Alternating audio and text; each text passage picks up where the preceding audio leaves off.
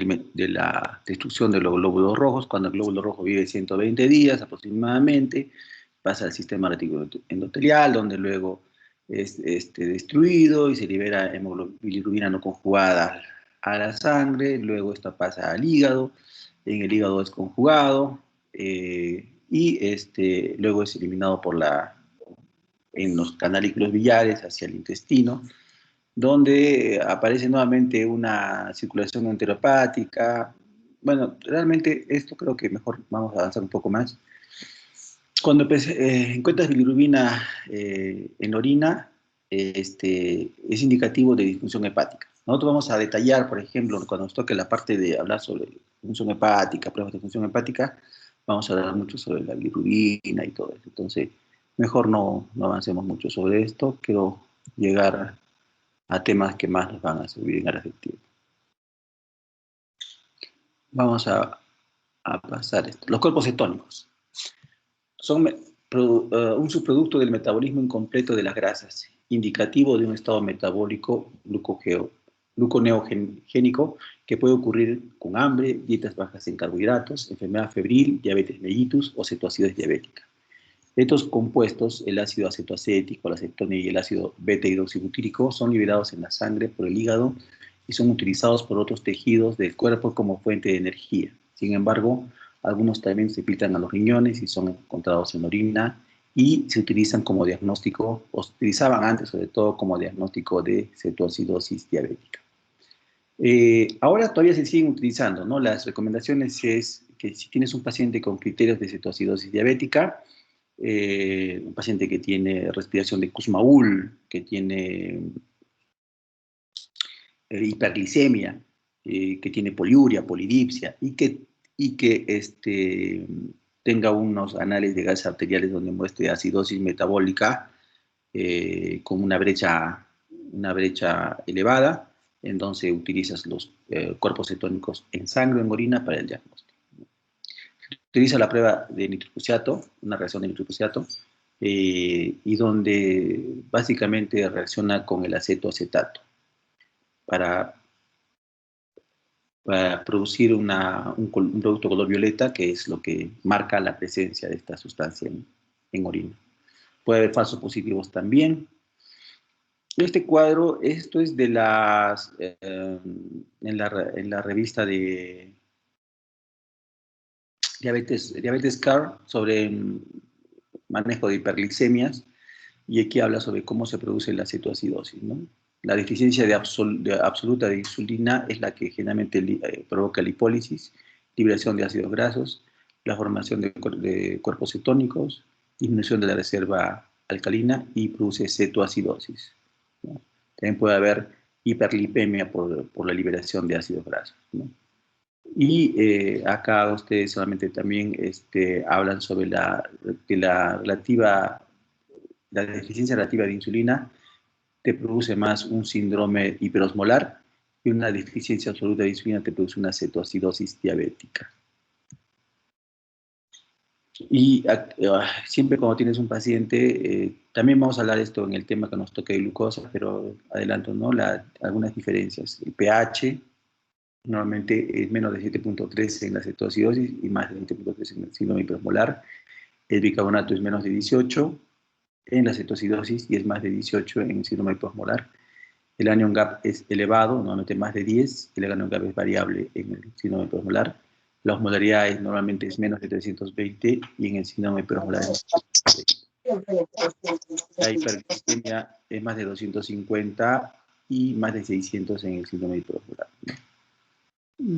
Y acá otro cuadro donde las diferencias principales, ¿no? En la cetosis diabética hay acidosis, anion gap aumentado, cetonemia, cetonuria, hiperglicemia. El paciente que tiene síndrome hiperosmolar tiene hiperglicemia, osmolaridad elevada, deshidratación y estado mental alterado. Entonces, hay dos complicaciones agudas de la diabetes mellitus.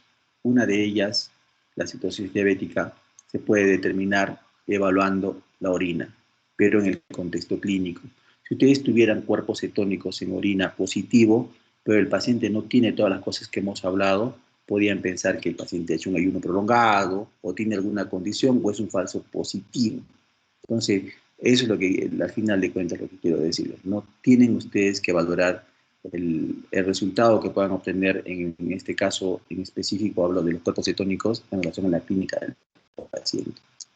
Este ejemplo me sirve para hablar todo lo que quiero decir. Al final, esto representa lo que quiero que ustedes comprendan. No es agarrar un examen de orina y decir, ah, tienes cuerpos cetónicos, tienes cetosis diabética. No, de ninguna manera. Siempre existen criterios diagnósticos, ¿no? Los nitritos es otra prueba para determinar, ¿no? Los nitritos se producen por ciertas bacterias, ¿no?, que reducen el nitrato, tienen la capacidad de reducir el nitrato. Esas bacterias, Escherichia coli, la Proteus, el Heterobacter y Klebsiella. Entonces, si tienes nitritos positivo, puedes decir que tienes una bacteria reductora de nitrato, pero no puedes afirmar que tienes infección urinaria si es que el paciente no tiene la clínica de un cuadro de infección urinaria, ¿no? Lo mismo con la esterasa leucocitaria, ¿no?, que es una enzima que se encuentra dentro de los glóbulos blancos, de los neutrófilos, basófilos, ¿no? Entonces, la presencia de esterasa leucocitaria te puede indicar si hay infección urinaria, pero igual, en el contexto de un paciente que tenga síntomas que sean compatibles, ¿no? El sedimento de orina se realiza generalmente con procedimientos microscópicos, ¿no? Lo que hacen es hacer una centrifugación de la orina y los componentes sólidos son examinados al microscopio y se busca diferentes sustancias, partículas, ¿no? Puedes encontrar otra vez, ¿no?, la hematuria, ¿no?, que ya hemos hablado reiteradamente, se puede encontrar en el sedimento. Puedes encontrar glóbulos, puedes encontrar glóbulos blancos también. Bueno, la hematuria, ustedes ven acá un cuadro donde dice que el normal es 1 a 3, en otros textos van a decir 4, en otros 5. Si nosotros nos basamos en el texto que les he recomendado, que está en el sílabo, vamos a decir que es hasta 3. Las causas de la hematuria, si hay cilindros hemáticos, es glomerular, ¿no? Si hay hematías normales, puede ser una enfermedad del aparato genitourinario o una alteración de la coagulación. Si hay cilindros leucocitarios, puede ser una enfermedad como una pielonefritis, ¿no? Y si es negativo ello, el paciente puede estar haciendo hemoglobinuria o mioglobinuria. Ya hemos hablado también de eso ya nosotros. La presencia de glóbulos blancos en la orina es un indicativo de un estado inflamatorio que se asocia a infección urinaria. Ya vamos a ver más adelante qué porcentaje de pacientes pueden tener leucocitos elevados sin tener infección, para que ustedes tengan en cuenta del mensaje que quiero darles. Las células epiteliales son muy frecuentes también. Hay varios tipos: las tubulares, las renales, las transicionales y escamosas. Lamentablemente no te informan muchas veces qué células epiteliales son las que han encontrado. Pero si te dicen a ti células epiteliales de tipo escamoso, ya estás pensando que la muestra ha sido contaminada porque ha hecho un barrido de la zona fuera de la vía urinaria, y entonces ya la muestra no sirve para analizar. Pero si te dicen que son células tubulares renales, epiteliales, pero del túbulo renal, entonces ya pueden ser alguna otra patología, ¿no? Por ejemplo, necrosis tubular, intoxicación por metales pesados, ¿no? Como reitero, lamentablemente no te dicen, te dicen solamente células epiteliales. Cuando den un sedimento, la primera parte va a decir células epiteliales 4 a 5 por campo, te dice. Es lo que te dice. Entonces, lo normal es no tener células epiteliales. Y si alguien te menciona que tiene células epiteliales, tenía que mencionarte a qué tipo se refiere, para que ustedes tomen una decisión si es algo patológico o simplemente una mala técnica de la recolección de muestras. Los cilindros también se observan al microscopio en el sedimento urinario. Y los cilindros toman forma del túbulo renal donde están formados. Y puede aparecer cilindros hialinos granulares en un sedimento normal. Pero, por ejemplo, toman importancia los cilindros hemáticos en casos de glomerulonefritis y los cilindros leucocitarios en caso de pielonefritis, principalmente. El cilindro epitelial se puede relacionar a necrosis tubular aguda o en trasplante renal. Y los cilindros serios se forman como consecuencia de falta de excreción de cilindros en enfermedad renal crónica. Los cristales no tienen mucha importancia realmente. El urocultivo es relevante desde que Cass desarrolló el concepto de bacteriuria significativa y determinó que 10 a las 5, o sea, 100.000 unidades formadoras de colonias, tenían significancia clínica en los pacientes con infección, en el contexto de un paciente embarazado. La descripción fue hecha en este contexto, pero actualmente la microbiología cuantitativa habla de que no requiere un recuento fijo para ser indicativo de una bacteriuria, ¿no? De tal manera que actualmente se reconoce que 10 a la 3, o sea, 1000 UFCs son suficientes en una muestra de la mitad de flujo, la muestra habitual para juntar la orina, que ya le hemos hablado más adelante, para el diagnóstico de cistitis no complicada. Entonces, cistitis no complicada, 10 a la 3. Pielonefritis no complicada, 10 a la 4. Cuando tienes una infección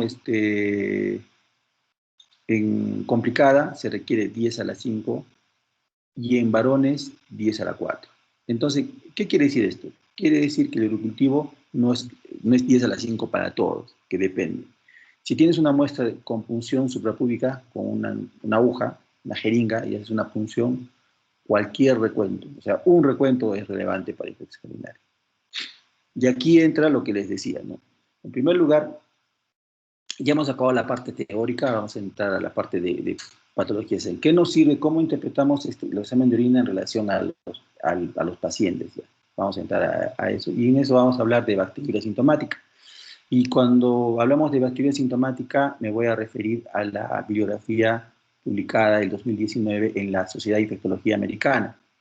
Y en la definición de bacteria sintomática, en esta bibliografía refiere que es la presencia de uno o más especies de bacterias que crecen en la orina en cantidades cuantitativamente especificadas, en este caso considera más de 10 a la 5 para esta situación, independiente de la presencia de piuria, en ausencia de signos o síntomas atribuibles a infección del tracto urinario.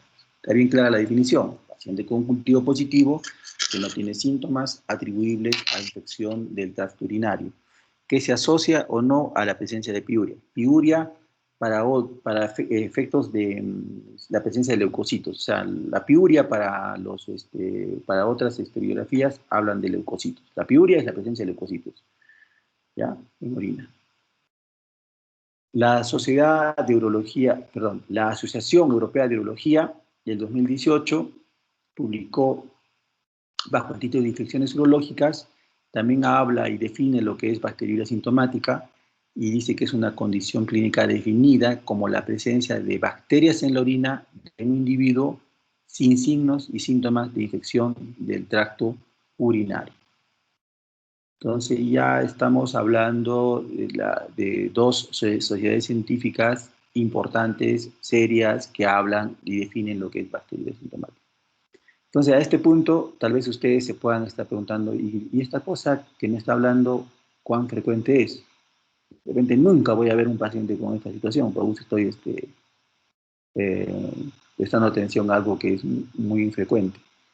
Y entonces les presento el siguiente cuadro, que esta patología de la bacteria sintomática depende de qué población está estudiando. Se presenta en el 100% de los pacientes que tienen catéter, por ejemplo. Se presenta en el 24% de los pacientes que tienen trasplante renal.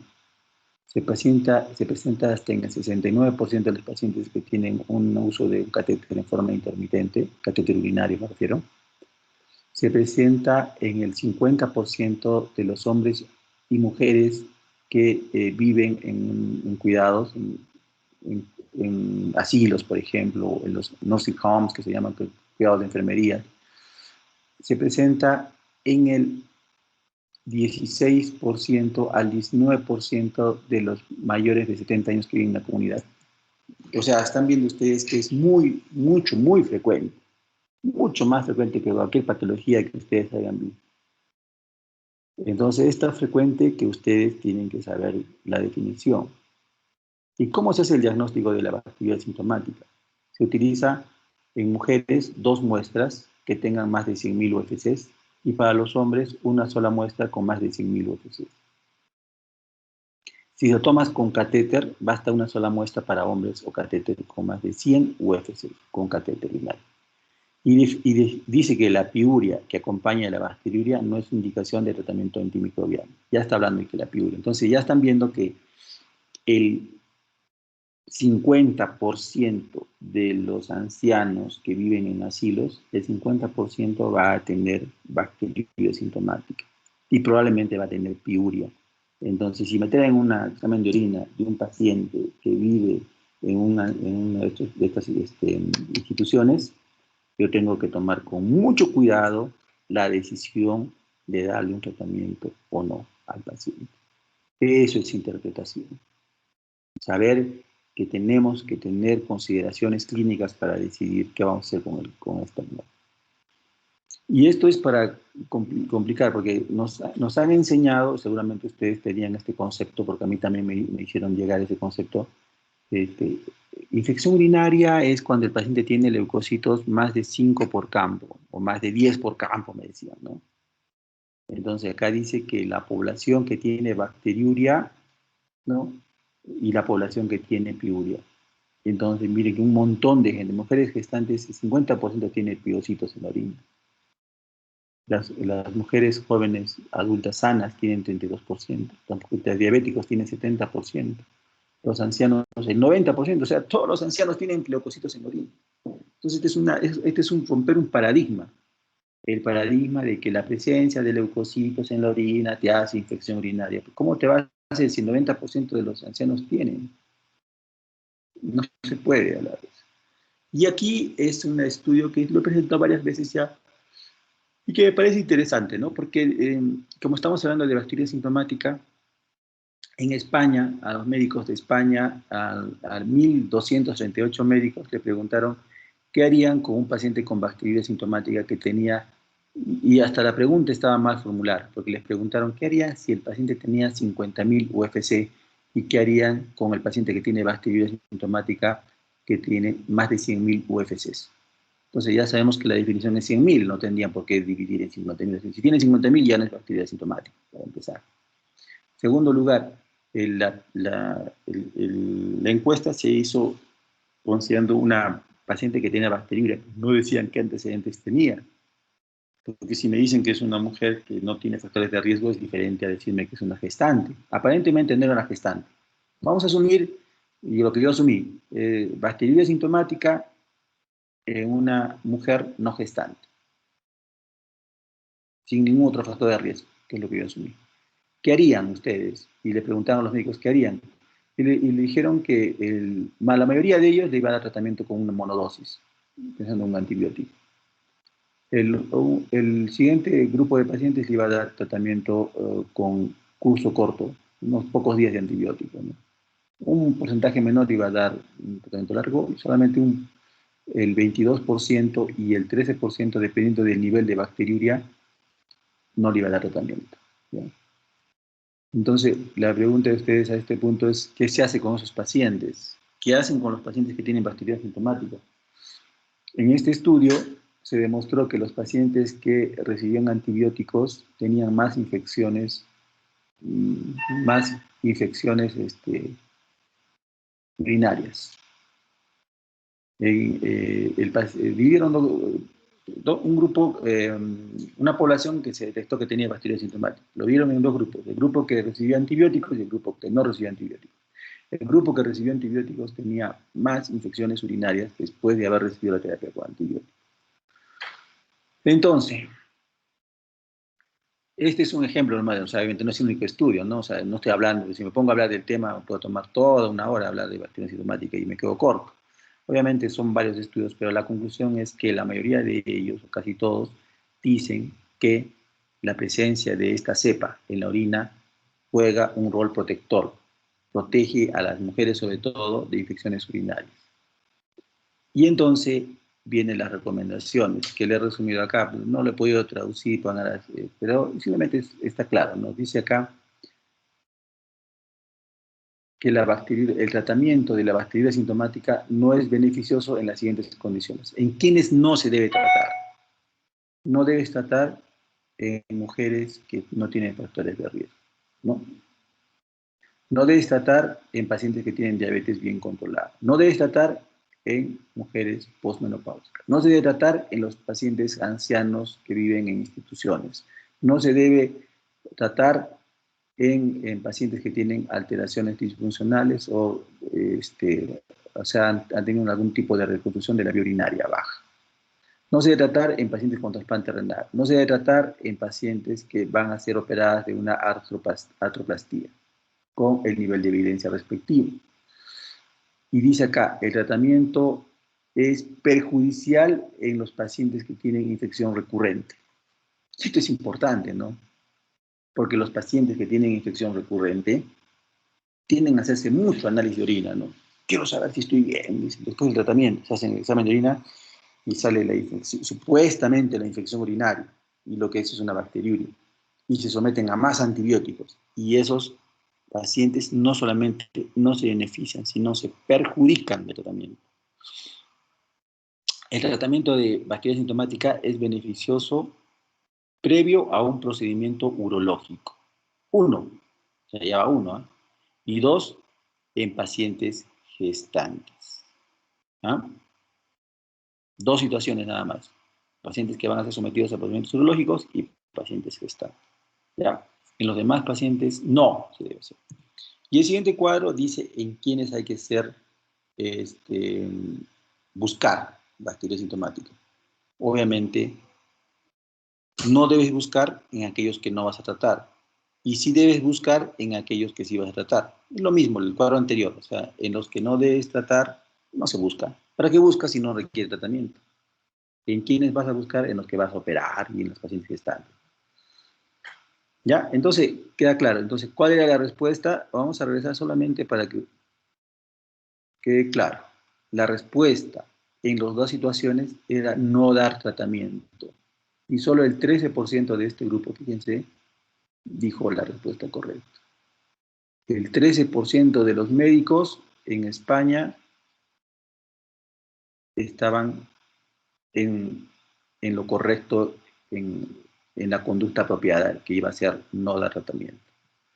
Y el 85% estaba equivocado, ¿no?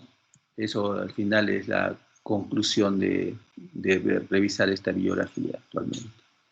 Ahora, tal vez ustedes puedan decir, no, pero esta bibliografía es reciente, la anterior. No, no, no. La bibliografía que se ha presentado en 2019-2018 es cierto, pero la anterior guía del 2012 ya era lo mismo, no ha cambiado casi nada ha cambiado. O sea, esto no, lo que pasa es que no se conoce y lo que hacen, lo común es el paciente se siente la orina maloliente los que creen que saben de medicina, hay mucha gente que cree que sabe medicina porque ha leído alguna página así, y entonces van de su abuelito, lo nota algo mal, y de repente, tómale un examen de orina, dicen, ¿no?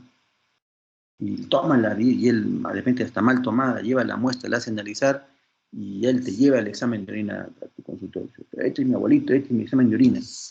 Y ahí y el error conlleva otro error, ¿no? Y el médico agarra el examen de orina y le dice, sí, efectivamente, está con infección, vamos a darle antibiótico, y le empieza a dar tratamiento antibiótico al pacientito que no meditaba ningún tratamiento. Y el paciente puede hacer muchas complicaciones por recibir tratamiento antibiótico. ¿Mm? Y eso sí ocurre todo el tiempo, chicos, todo el tiempo. O sea, yo puedo dar fe de que eso pasa todo el tiempo.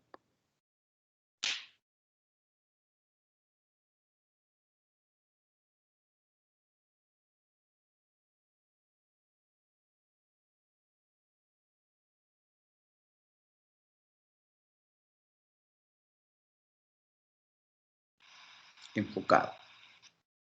¿Por qué? Porque se cree que ¿Sí me escuchan, no? ¿Hay un problema en la transmisión? Se lo escucha, doctor. Ok, ok, ok. Bien.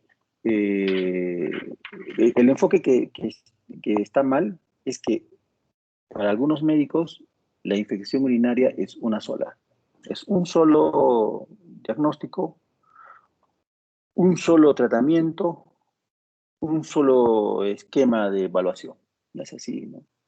Como lo presenta este cuadro, es algo más complejo.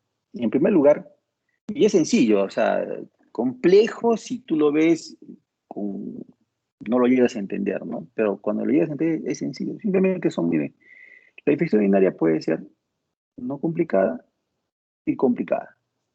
Ah, sencillo, ¿no? Complicada y no complicada. La infección urinaria, dependiendo de si afecta a la vejiga, se llama cistitis. Si afecta el riñón, pielonefritis. Si se presenta más de 3 veces en un año, ictus recurrente. Si el paciente tiene sonda o catéter urinario también se llama, infección urinaria asociada a catéter. Si da una infección en hombres, infección urinaria en hombres.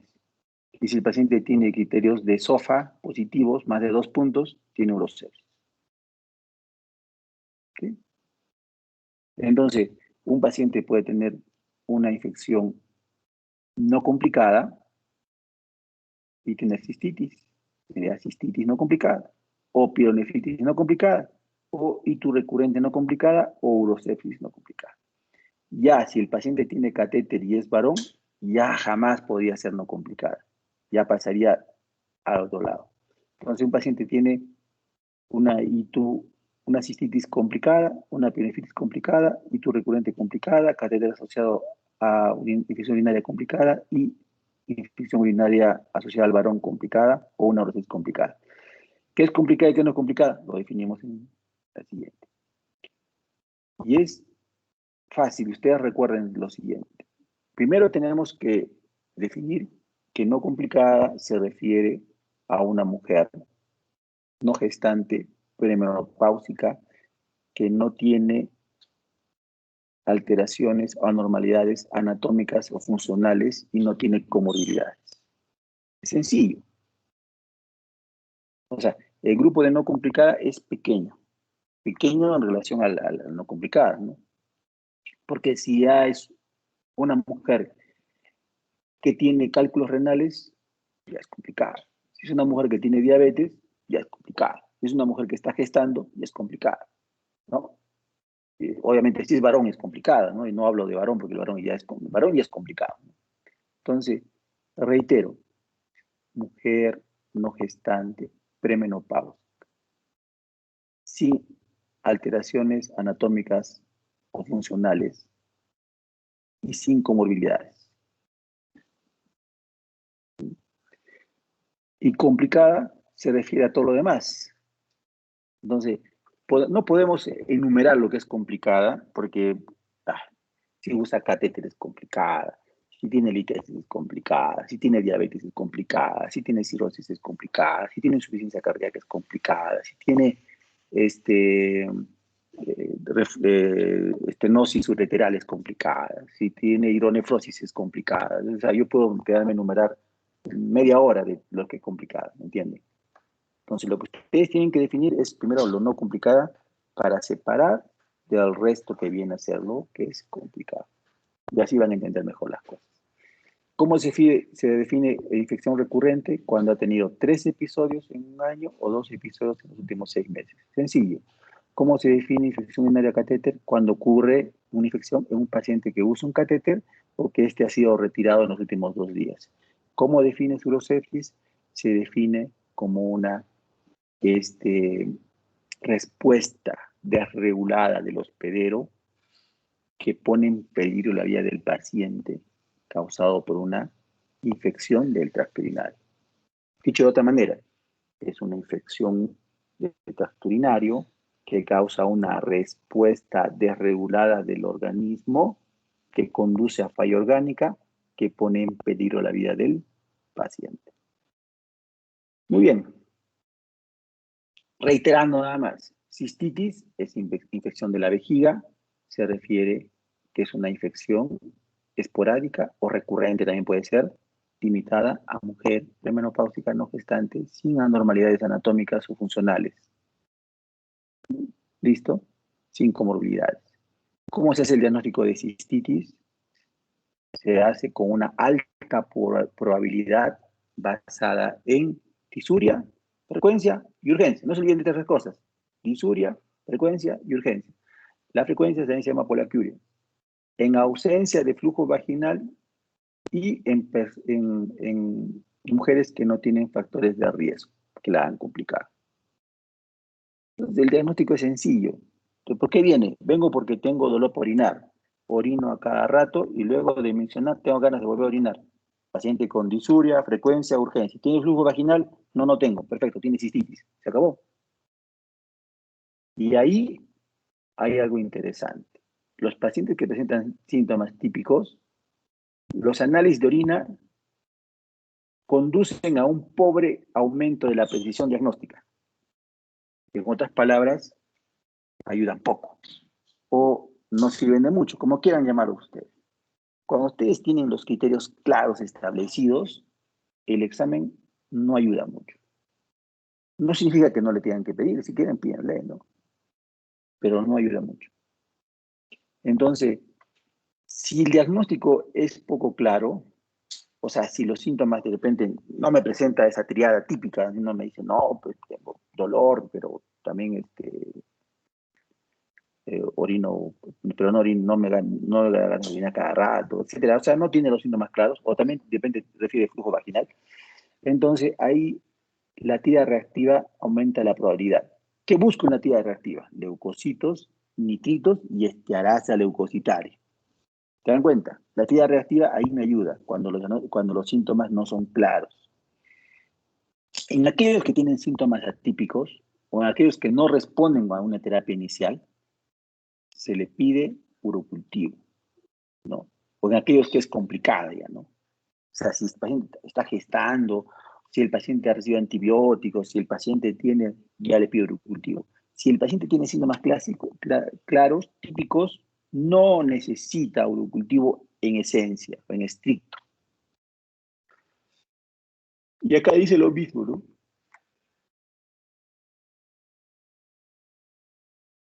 El uso de la orina para el diagnóstico de cistitis complicada es débil ¿no? La recomendación, el grado de recomendación. Y miren, el cultivo de orina se debe dar en las siguientes circunstancias. Sospecha de pielonefritis, cuando tiene cistitis, pero además no tiene disuria, poliacuria o frecuencia y urgencia, pero además tiene fiebre, malestar. Ahí tengo que pensar que además de cistitis, siendo pielonefritis, ahí le tengo que pedir un cultivo. Síntomas que no se resuelven dentro de las 4 semanas después de completar tratamiento también. Pacientes que se presenten con síntomas atípicos o gestantes, que ya lo hacen complicada ya, ahí se pide el cultivo. El resto normalmente no requiere el cultivo. No es una clase de medicina, no tendría que haber tratamiento. Lo que estoy tratando de que ustedes tengan en claro cuáles son los síntomas importantes para hacer el diagnóstico y qué tanto ayuda o qué poco ayuda un examen de orina. Pero no me quiero tampoco desligar del tratamiento, porque es importante. Ya que estamos hablando del diagnóstico, ¿por qué no tocar un poco el tratamiento? Y solamente en la siguiente precisión. El diagnóstico de una cistitis es con tratamiento vía oral. No requiere inyectarle. ¿Por qué recalco esto? Porque, reitero, en general, lo que yo veo en la práctica diaria cuando hablamos de infecciones urinarias, existe un consenso que todas las infecciones son iguales. No interesa si es cistitis, pielonefritis, recurrente, asociada a catéter, urosepsis, no. Y todas tienen el mismo tratamiento, amikacina o gentamicina. Todas terminan igual. No es cierto, pues. No es cierto. Tenemos que definir si es una bacteriuria asintomática, si es una cistitis no complicada o complicada. En la cistitis, el tratamiento es vía oral. Y el tratamiento de elección es fosfomicina. Un día, 3 gramos, una sola dosis, se acabó. O macrodantina, 5 días. O nitrofurantoína, nitrofurantoína macrocristal. El nombre de macrodantina se llama, pero eso es un nombre de una marca. Estas son las no me quiero explayar porque no se trata de eso, ¿no? Pero tienen que tener ese conocimiento, ¿no? ¿Por qué dividir entre complicada, no complicada, cistitis, pielonefritis? Porque justamente cada una tiene un esquema, un plan de tratamiento. No es lo mismo, no es todo es igual, ¿no? Como se cree. Pielonefritis no complicada, limitada a mujeres no gestantes, premenopáusicas, sin anormalidades urológicas relevantes o comorbilidades conocidas. No, lo mismo que hemos definido. Diagnóstico clínico.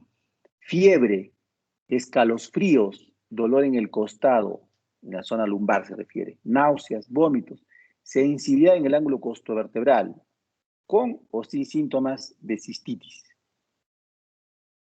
Es vital diferenciar una pielonefritis complicada, que es mayormente obstructiva, ya que esta puede conducir a urosepsis. El diagnóstico diferencial debe ser realizado con una técnica de imagen apropiada. Entonces, cuando tienes una pielonefritis, tienes que preguntarte si no está siendo una pielonefritis complicada. Llámese una hidronefrosis por un cálculo. ¿Por qué? Porque si el paciente tiene una pielonefritis complicada, te lleva hacia la urosepsis. Te lleva hacia la urosepsis. El camino que sigue es una urosepsis. Por eso tienes que estar atento y determinar mediante un estudio de imagen si tiene o no tiene una obstrucción para estar atentos al diagnóstico de urosepsis. Aquí hay que hacer un análisis de orina, a diferencia de la cistitis. La evaluación incluye hematíes, cilindros leucocitarios, hacen el diagnóstico también, ¿ya? Y el cultivo de orina y las pruebas de sensibilidad se tienen que realizar en todos los casos.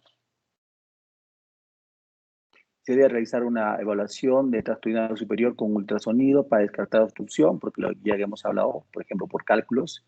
Se debe hacer investigaciones adicionales como tomografía en pacientes que tienen fiebre después de 48 horas. Y reitero, no es el objetivo de tratamiento, pero vean cómo cambia. Acá no dice macrodantina, acá no dice fosfomicina. ¿Por qué? Porque la macrodantina y la fosfomicina no penetran en el tejido renal. No puedes confundir, no, asimismo no puedes tratar con amikacina a una cistitis. No tiene sentido utilizar un antibiótico tan amplio y tan nefrotóxico de repente para una infección tan leve. Asimismo, no puedes agarrar un tratamiento de una cistitis y tratar de una pielonefritis. No puedes, y es un error que se comete muy a menudo. Yo tengo un caso clínico que de repente les voy a presentar, depende del tiempo, bueno, no sé, en el cual el paciente hizo una infección, una pielonefritis, y el médico le receta macrodantina, y el paciente llega al hospital, en este caso a la clínica donde la vi, con sepsis. El paciente llegó en una urosepsis. ¿Por qué? Porque le recetaron el antibiótico inapropiado. ¿Por qué? Porque piensan que todas las infecciones son iguales. No, no existen más cosas que o son nitrofurantoína o es amikacina, y no es así. Y entonces el antibiótico para pielonefritis que requiere internamiento, ¿no? Parenteral, porque la pielonefritis puede ser vía oral o vía parenteral, son los antibióticos. Urosepsis, ya para terminar, ya estamos terminando ya la exposición, vamos a hacer unos casos clínicos y esto es ¿no? Las recomendaciones para urosepsis, ¿no? Y reitero, ¿no? ¿Qué cosa se define? Es una disfunción orgánica potencialmente mortal causada como una respuesta desregulada del huésped a la infección. Para la aplicación clínica, la disfunción orgánica puede estar representada por un aumento en la puntuación de la evaluación secuencial de la insuficiencia orgánica, llamado SOFA. Y para la identificación rápida se desarrolló la puntuación de QIT-SOFA, que vamos a presentar más adelante, ¿no? Y acá dice, ¿no? Las recomendaciones, dice, realizar QIT-SOFA para identificar a los pacientes con sepsis potencial, fuerte la recomendación. Tomar cultivo de orina y dos hemocultivos antes de empezar antibiótico, fuerte, lo que les decía, ¿no? Tienes un paciente con una urosepsis, no vas a estar diciendo, venga mañana, tomarle la orina. No, se toma la orina previo al antibiótico. Y no puedes retrasar el antibiótico porque la doctora te diga, no, tiene que ser la primera orina de la mañana. No, pues no tiene sentido. Administrar antibióticos parenterales, dosis altas, dice, en la primera hora, ¿no? En la primera hora. Ya, ¿ves? O sea, el paciente llega y a la primera hora debe estar con su antibiótico ya, fuerte, ¿no? Aquí no puedes decir, no, a veces pasa, ustedes indican un antibiótico y viene enfermería y planifica en su cardio y dice, a ver, vamos a empezar el antibiótico. Para comodidad de nosotras, vamos a ponerle, no le voy a poner, si le pongo 12 del día, me va a tocar ponerle 12 de la noche el antibiótico. Entonces, mejor le voy a poner 6 de la tarde el antibiótico para ponerle 6 de la mañana. Y yo lo que les digo es algo que sucede, porque yo lo he visto, ¿ah? Pero no entienden y tienen, eso a veces falta también de comunicación con personal de enfermería, decirles que en caso de urosepsis el paciente tiene que ser antibiótico ya, 11 de la noche, 12 de la noche, 2 y media, no interesa. Y tendrá pues el otro antibiótico que poner a la hora que corresponde, lamentablemente, ¿no? No se trata de que uno tiene que acomodarse al horario en que yo me levanto a las 5 de la mañana, le pongo a las 6, entonces mejor no, esas cosas no existen. Adaptar el antimicrobiano empírico en base a los resultados del cultivo, ¿no? Para eso pides el cultivo, para después adaptar. Eso no hacemos mucho, porque ¿qué pasa? Empezamos, por ejemplo, un paciente con sepsis, empiezas con meropenem, por decirte, ¿no? Y el resultado dice que puedes utilizar ceftriaxona, y lo que tienes que hacer es desescalar. O sea, ya empezaste con un antibiótico de muy amplio espectro porque el paciente estaba críticamente enfermo, está bien, pero luego llega el cultivo y tienes que desescalar, pero no desescalamos, ¿no? No, siempre hay un temor ahí, una cosa ahí que te dice, no, de repente el paciente se pone mal, mejor déjale, pero no, debemos hacer lo que está indicado, ¿no? Dice remover, si el paciente tiene una obstrucción de la vía urinaria, hay que remover la obstrucción. Tiene un cálculo, tienes que hacer eritrotripsia, tienes que hacer una cirugía para remover el cálculo cuando sea posible, ¿no? Y medidas de soporte de vida adecuadas, ¿no? O sea, fluidos, oxígeno, etcétera, etcétera. Y esta es la puntuación de Quitzofa, ¿no? La de Quitzofa es la chiquita de acá abajo, ¿no? Entonces, tiene un paciente con sospecha de urosepsis y agarro mi reloj y le mido la frecuencia respiratoria. ¿Es difícil? No, sencillo. Le pregunto y le examino cómo está el sensorio. ¿Es difícil? Es facilísimo, ¿no? El paciente desde que llega empieza a hablar de incoherencias, ya se acabó, no tengo nada más que preguntar. Llega el paciente a la consulta, le tomo la presión arterial. Si tiene menos de 100 la sistólica, se acabó. Si tiene frecuencia de 22 o 23 o 24 y la presión en 160, el paciente tiene criterios para urosepsis. Y enseguida estoy en la obligación de aplicar SOFA. Y para aplicar SOFA necesito tener algunos elementos. Esto lo puedo hacer en la atención inicial. Este SOFA ya no, tengo que tener laboratorio. Y entonces aquí no solamente te dice qué vas a evaluar, sino te sirve como base o sustento para que tú puedas pedir tu laboratorio. Entonces, es innegable y es algo que no, tú no puedes andar con un paciente con sospecha de urosepsis sin pedirle creatinina.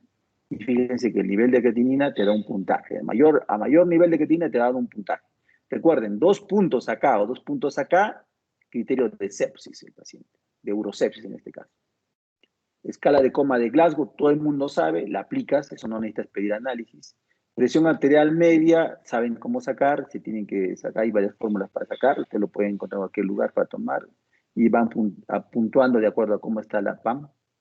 Bilirrubinas, tienen que pedir al paciente bilirrubinas, tienen que pedir al paciente con urosepsis bilirrubinas y para graduar y darle, ¿no? Plaquetas, en el hemograma usualmente siempre tiene plaquetas, un hemograma completo tiene plaquetas, así que vas puntuando al paciente de acuerdo, ¿no? Y el PAFI, ¿no? El PAFI que no sé si saben ustedes, pero es algo tan simple como la relación o la división que tienen que hacer ustedes entre el PO2 del paciente y el FiO2 que recibe. Y el FiO2 que recibe el paciente, un paciente que no tiene oxígeno suplementario, es 21%. Nosotros ahorita estamos con un FiO2 al 21%. Y el FiO2 va subiendo en relación a la cantidad de oxígeno que le administres. Puede ir hasta el 100%. Claro que mientras más alto el FiO2, cuando sobrepasa el 60%, puede ser perjudicial este FiO2. O sea, si tú le das oxígeno puro a un paciente, puede ser perjudicial. Pero el FiO2 depende también del sistema. Hay sistemas de alto flujo y sistemas de bajo flujo. Sistema de bajo flujo, lo más conocido es la cánula binasal. Le pones una bigotera, cánula binasal, y ahí cuando le colocas cánula binasal a 1 litro, estás administrando 0,24, ¿no? o 24% si quieres llamarlo, o 0,24 en fracción de oxígeno. Si le subes a 2 litros, 0,28. Si le subes a 3 litros, 0,32, 0,36 y 5 litros, 0,40, que es lo máximo que se da. Si utilizas Venturi, un sistema de alto flujo, te va a dar FiO2. Tiene un pivot, una especie de sistema que se calibra la cantidad de FiO2 que recibe el paciente. Y tú le das ahí la cantidad que tú decides, ¿no? 35 o 50% máximo de FiO2. Y los sistemas actualmente por el coronavirus que están utilizando en los servicios de hospitalización son los sistemas de cánula nasal de alto flujo, en el cual el paciente recibe, en vez de recibir 2 litritos, 3 litritos, 4 litros, con este sistema el paciente logra recibir 20 litros, 30 litros, 40 litros, 50 litros, 60 litros por minuto. Y el FiO2 que maneja es 30%, 40%, 50% de FiO2. Pero ¿cuál es la ventaja de este sistema? Es el alto flujo, justamente. ¿Qué significa? Que el aire que ingresa, a ver, más o menos, ¿qué significa un bajo flujo? El bajo flujo es que el paciente recibe una cantidad de oxígeno, luego se mezcla con el medio ambiente y más o menos entra una cantidad de oxígeno y una cantidad de aire, ¿no? Que está mezclado. El alto flujo significa que el paciente, tú pones 40% y todo el aire está mezclado al 40%. Y ese aire que tú has decidido mezclar o has decidido calibrar de acuerdo a tu paciente has decidido colocar, ese aire mezclado y a esa cantidad ingresa al paciente. Y eso tiene varias ventajas en el manejo del paciente, ¿no? Se ha visto que al darle esta cantidad a esa velocidad de ese flujo, aumenta el PIP del paciente. El PIP es la presión al final de la expiración, que es un elemento importante en el manejo de la hipoxemia. Bueno, son términos de repente ya que se van a ver mejor, no hablemos de eso. Pero estamos hablando que un PAFI mayor de 400 te da 0 puntos, y mientras el paciente tenga menos PO2, obviamente va a bajar, va a aumentar el score y te va a dar sepsis, te va a adquirir 2 puntos de SOFA, sepsis el paciente. Y listo. Ahí hemos terminado y viene lo que son unos casos clínicos. Aquí no sé, normalmente, bueno, era un grupo más reducido. Yo tomaba lista. Si me ponía a tomar lista, ustedes me había quedado media hora tomando lista. Lamentablemente no se ha podido. Cuando se divida las clases va a ser mejor esa parte. Quiero ahora, más bien, yo estoy con la pantalla en la diapositiva, ¿ya? Yo quiero que ustedes me digan, yo voy a anotar sus nombres. Esperen un ratito, para que participen y podamos conversar sobre las respuestas.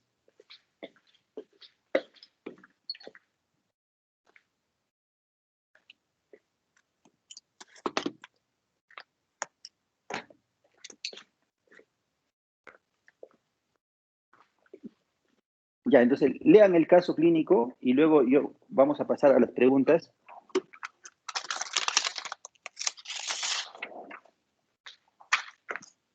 Y ustedes me van vamos a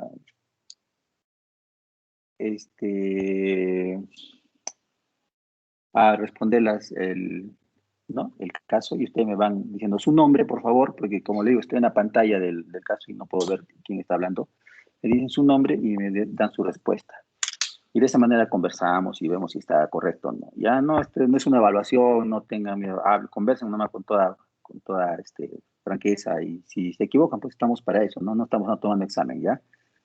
Entonces, ya, es un paciente de 60 años con antecedentes de diabetes mellitus no controlada, en tratamiento con insulina. Acude por presentar, el paciente refiere orinas turbias y malolientes. Al examen físico no hay nada, el examen presión, pulso normal, no le he puesto, pero está todo normal. El sedimento muestra más de 20 leucocitos por campo, glucosa positivo, cilindros serios. Solicitan 2 uricultivos y muestran cultivo positivo, pseudomonas aeruginosa más de 100.000. La pregunta es, ¿cuál afirmación es correcta? A, es adecuada a la solicitud de cultivo, la orina turbia indica infección urinaria, la leucoturia indica infección urinaria, no tiene criterios clínicos para solicitar el cultivo, se debe iniciar terapia antibiótica de inmediato. Díganme cuál es la respuesta para ustedes y díganme su nombre también para conversar con ustedes. A ver.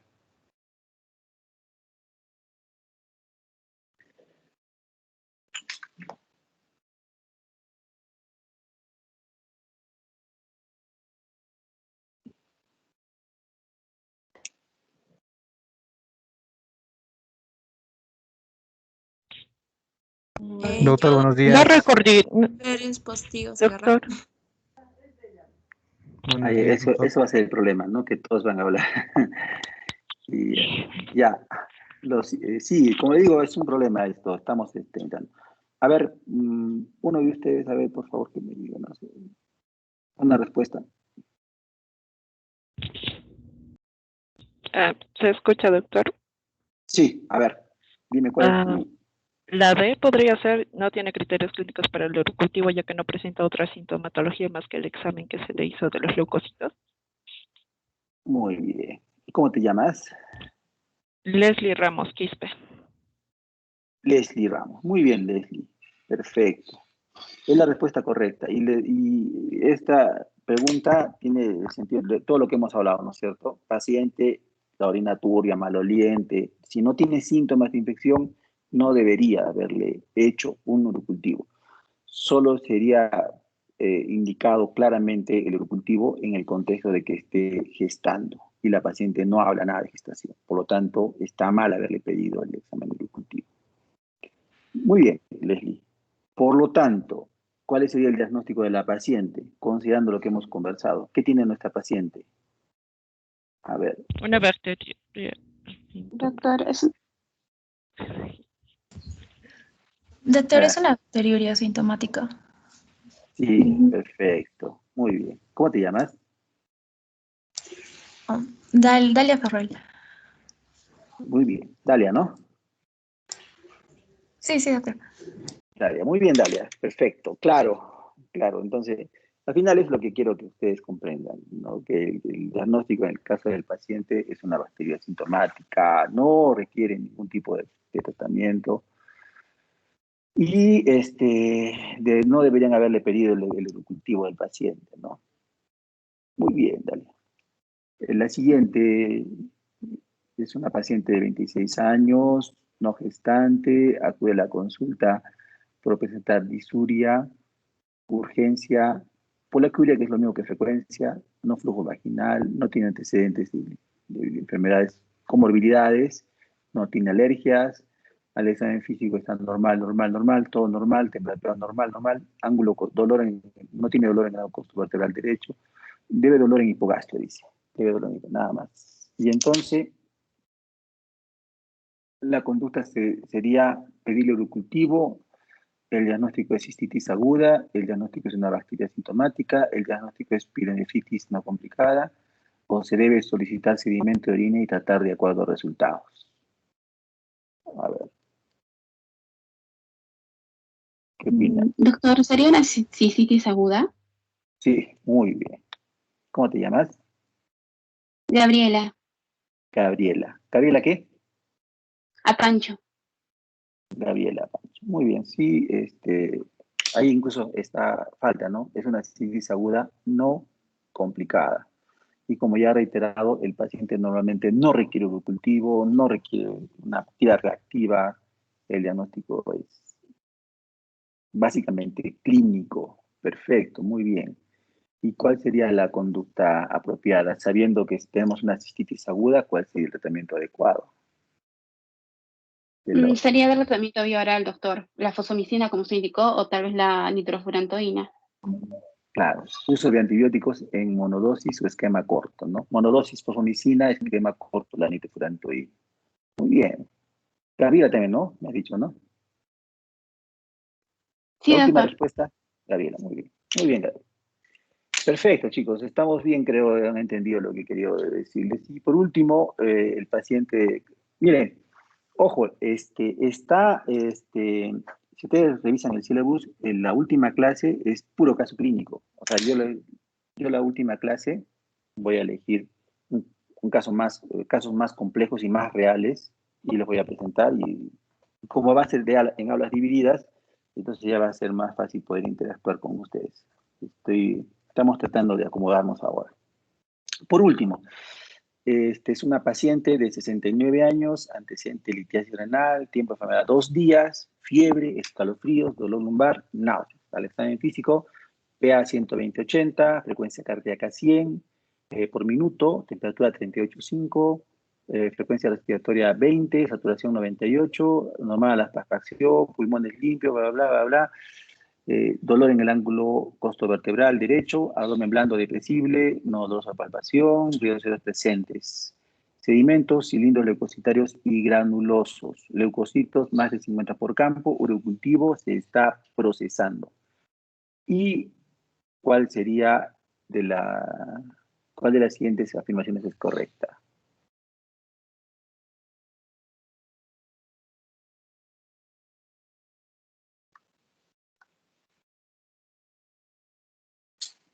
Doctor, sería la A. Se debe aplicar la escala de SOFA y Quick SOFA, perdón. Lo que dices es correcto. ¿Cómo te llamas? Adriana Pérez Postigo Segarra. Adriana, muy bien Adriana, pero no es la correcta. O sea, está bien que debes aplicar eso, pero no es la Doctor, Doctor, ¿la ve? Doctor, ¿La ve? ¿puedes solicitar una cita en ¿todas son audio? correctas? Sí, La E. bueno, la E, todas son correctas. ¿Cómo te llamas para conversar contigo? Último. Brian Cansaya. Brian. Claro, este paciente se le tiene que hacer, como tiene cálculos renales, tienes que hacerle una ecografía de imagen para descartar obstrucción. El paciente, como tiene pilonefritis, bueno, ya le dije la respuesta siguiente, como tiene pilonefritis y probablemente sea obstructiva, tienes que aplicar la escala de SOFA y QUIC-SOFA. Si el paciente persiste más de 72 horas con fiebre, tienes que pensar en un absceso renal, y tienes que pedirle una tomografía. Y los pacientes con pilonefritis complicada, ya les he dicho el diagnóstico de la siguiente diapositiva, pero no hay problema. Al final de cuentas, la idea es que ustedes entiendan y comprendan, ¿no? Que cada cosa es diferente, ¿no? En este caso, esta paciente, por los antecedentes que hemos descrito, de tener litiasis renal y ya simplemente por ese dato y por la edad que tiene también, ya no es una no complicada, es una pilonefritis complicada. Y las pilonefritis complicadas se van a urocepsis. Ahora, si somos claros, no tiene puntaje de QUIC-SOFA tampoco, ¿no? No tiene QUIC porque la presión arterial está a 120, la sistólica, porque el estado de conciencia está lúcida la paciente, aunque no le he puesto, pero bueno, es una cosa que yo tengo que modificar. Y la frecuencia respiratoria está en 20, ¿no? Recuerden que mayor a 22 es un criterio para QUIC-SOFA. Entonces no cumple criterios de QUIC-SOFA, pero hay que hacerle, paciente, ¿no? Hay que hacerle, hay que buscarlo.